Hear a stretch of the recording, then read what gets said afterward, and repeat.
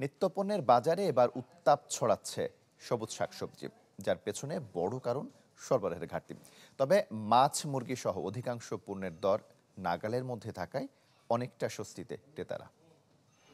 বসুন্ধরা ডায়াপেন্ট এখন আরো উন্নত। এই hot air through top sheet দ্রুত শোষণ করে সোনামণিকে দেয় কোমল অনুভূতি।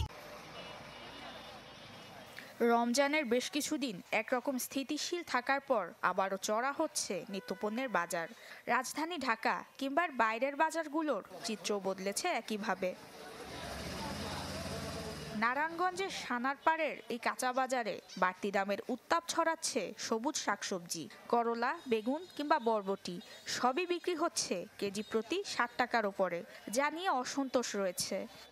আগে থেকে সবজির দাম বেশি, যেমন করলার দাম, করলা 60 টাকা কেজি, উস্তা 60 টাকা কেজি, ভেন্ডি 80 টাকা কেজি, পটল 70 টাকা কেজি, বুটবুটি 100 টাকা কেজি, বেগুন 100 টাকা কেজি, 80 টাকা কেজি, গাজরে 60 টাকা কেজি। একটা লাউ কিনতে গেলে এখন বর্তমান 70 টাকা 80 টাকা লাগে। রমজান মাসে তো সবজির দাম কম ছিল, এখন বর্তমানে একটু দাম বেশি। 80 টাকা 90 টাকা নিচে কোনো শাকসবজি পাওয়া যায় না। আর মাছ পাঙ্গাস মাছ 220 টাকা, আর আপনার অন্য মাছ তো হাতের বাইরে। তবে ঢাকার থেকে বেশ খানিকটা কমে বাজারটিতে ব্রয়লার মুরগি বিক্রি হচ্ছে 150 টাকা কেজি দরে।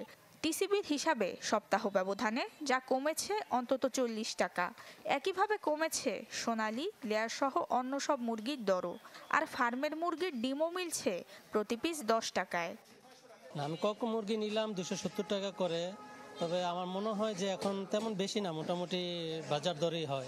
ঈদের বাজারটা একটু চড়া ছিল, ঈদের পরে বাজারটা একটু কমছে। বলা মুরগি ব্যস্ত আছি 155-60।